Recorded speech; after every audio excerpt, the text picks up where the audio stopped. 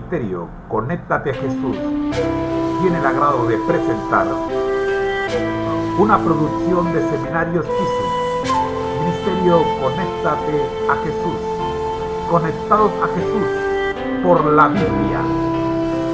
La historia de la redención, capítulo 25, la primera venida de Cristo. Se me llevó a la época cuando Jesús iba a tomar naturaleza humana, humillarse como hombre y soportar las tentaciones de Satanás. Su nacimiento careció de grandeza mundanal. Nació en un establo y su cuna fue un pesebre.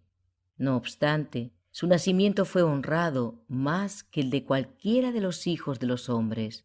Los ángeles del cielo dieron información a los pastores acerca del advenimiento de Jesús, y la luz y la gloria de Dios acompañaron su testimonio.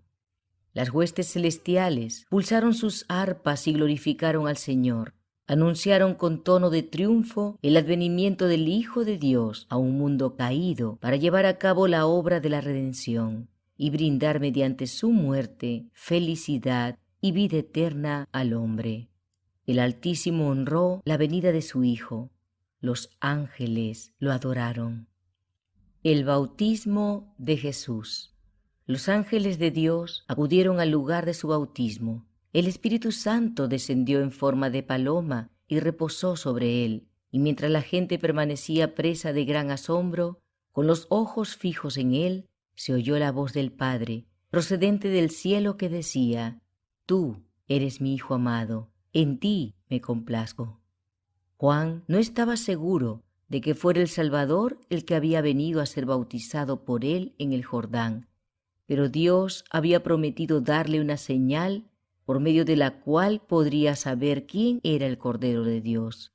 Esa señal se cumplió cuando la paloma celestial reposó sobre Jesús y la gloria de Dios resplandeció a su alrededor.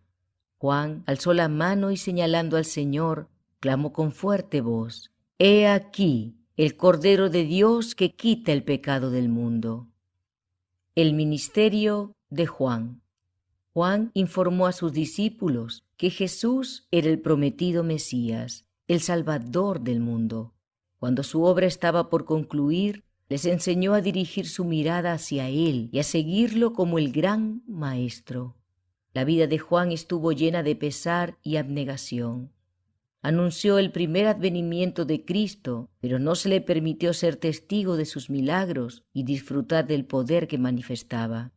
Cuando Jesús comenzó a presentarse como maestro, Juan se dio cuenta de que tenía que morir. Rara vez se oía su voz, salvo en el desierto. Su vida fue solitaria. No se aferró a la familia de su padre para gozar de su sociabilidad, sino que los dejó para cumplir su misión. Multitudes abandonaban sus atareadas ciudades y aldeas y se reunían en el desierto para escuchar las palabras de ese maravilloso profeta. Juan hincó el hacha en la raíz del árbol, reprobó el pecado sin tomar en cuenta las consecuencias y preparó el camino para el Cordero de Dios. Herodes se sintió impresionado al escuchar los testimonios poderosos y certeros de Juan y con profundo interés preguntó qué debía hacer para ser su discípulo. Este estaba al tanto del hecho de que el rey quería casarse con la mujer de su hermano, mientras aquél todavía vivía, y con fidelidad le dijo que eso no era correcto.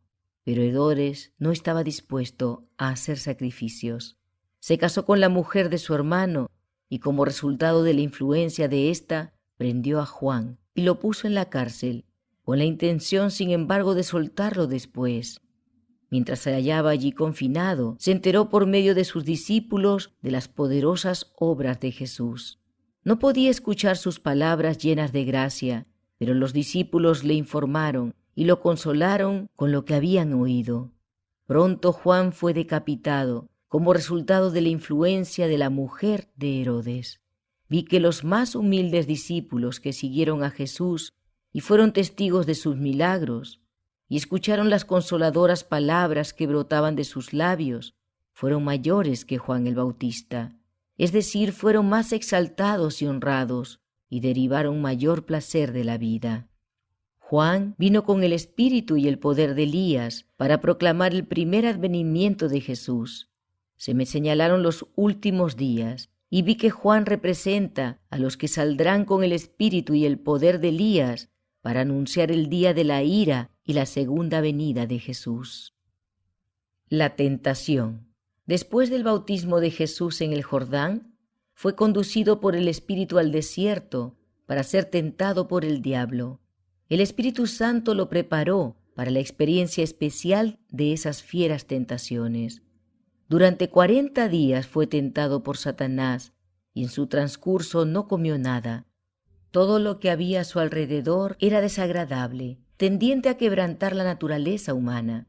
Estaba rodeado por bestias feroces y por el diablo, en un lugar desolado y solitario. El Hijo de Dios estaba pálido y exhausto por causa del ayuno y el sufrimiento, pero su camino estaba trazado y debía cumplir la tarea que había venido a realizar. Satanás se aprovechó de los sufrimientos del Hijo de Dios y se preparó para asediarlo con diversas tentaciones, con la esperanza de vencerlo, ya que se había humillado y se había hecho hombre. El enemigo apareció con esta tentación: si eres hijo de Dios, di a esta piedra que se convierte en pan. Tentó a Jesús a que aceptara dar pruebas de su carácter mesiánico por medio del ejercicio de su poder divino. Jesús le contestó con mansedumbre: escrito está, no solo de pan vivirá el hombre, sino de toda palabra de Dios. Satanás trataba de disputar con Jesús con respecto a su condición de Hijo de Dios. Se refirió a su debilidad y a sus sufrimientos, y con fanfarronería afirmó que era más fuerte que Cristo. Pero las palabras procedentes del cielo: tú eres mi Hijo amado, en ti tengo complacencia, fueron suficientes para sostener a Jesús durante todos sus sufrimientos. Vi que Cristo no tenía por qué convencer a Satanás de su poder y del hecho de que era el Salvador del mundo. Este disponía de suficiente evidencia de la exaltada posición y la autoridad del Hijo de Dios. Su indisposición para someterse a la autoridad de Cristo le había cerrado las puertas del cielo.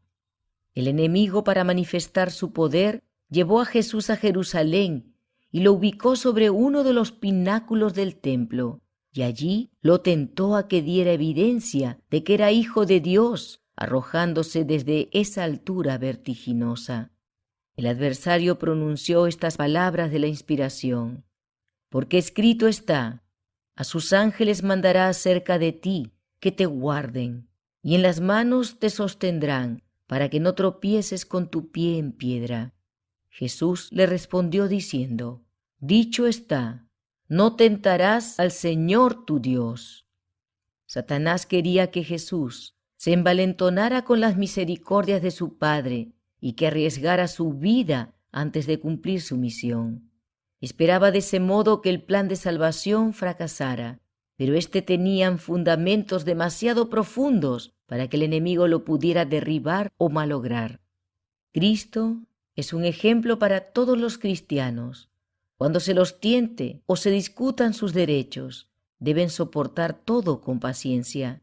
No deben creer que tienen derecho a invocar al Señor para que manifieste su poder con el fin de lograr la victoria sobre sus enemigos, a menos que de esa manera se honre y se glorifique directamente a Dios.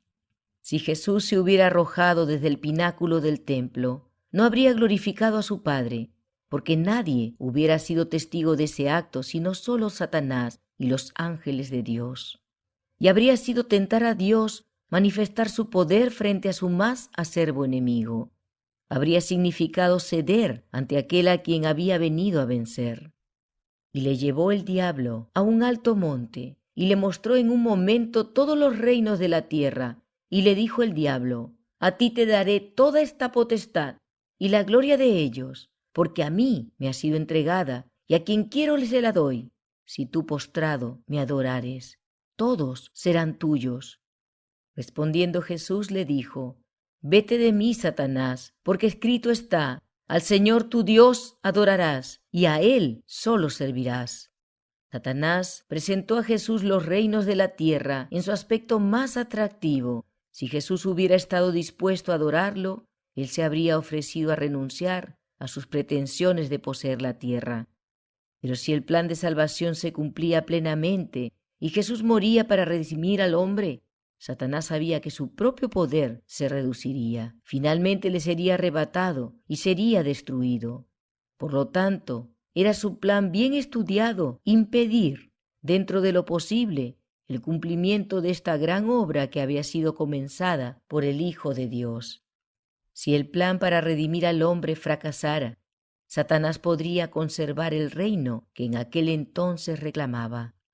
Y si lograba buen éxito, se alababa a sí mismo pensando que reinaría en oposición al Dios del cielo. Se reprende al tentador. Satanás se regocijó cuando Jesús puso a un lado su poder y su gloria y dejó el cielo. Creyó que el Hijo de Dios quedaba entonces a merced de su poder. La tentación dio tan fáciles resultados con la santa pareja en el Edén, que esperaba que como consecuencia de su poder y su astucia satánica podría derribar inclusive al Hijo de Dios y que de ese modo podría salvar su propia vida y su reino. Si podía tentar a Jesús a apartarse de la voluntad de su Padre, lograría su propósito. Pero el Señor enfrentó al tentador con esta reprensión: «Vete de mí, Satanás». Solo se inclinaría ante su Padre. Satanás pretendía que el dominio de la tierra le pertenecía y le sugirió a Jesús que podía evitar todos sus sufrimientos, que no necesitaba morir para obtener los reinos de este mundo. Si lo adoraba, poseería la tierra y la gloria de reinar sobre ellos. Pero Cristo se mantuvo firme. Sabía que llegaría el momento cuando su propia vida rescataría el reino usurpado por Satanás, y que después de un tiempo todo el cielo y toda la tierra se someterían a él. Eligió una vida de sufrimiento, mas su terrible muerte, como el camino señalado por su Padre para que pudiera llegar a ser el legítimo heredero de los reinos de la tierra que le serían entregados en sus manos como posesión eterna. También Satanás le será entregado para ser destruido por la muerte, para que nunca más pueda molestar a Jesús y a los santos en gloria.